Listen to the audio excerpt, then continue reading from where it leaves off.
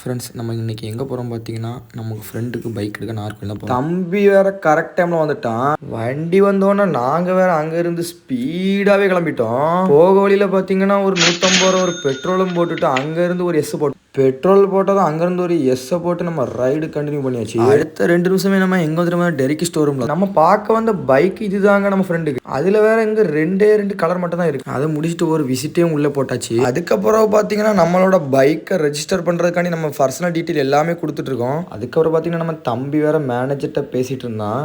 பேசினா தம்பி வேற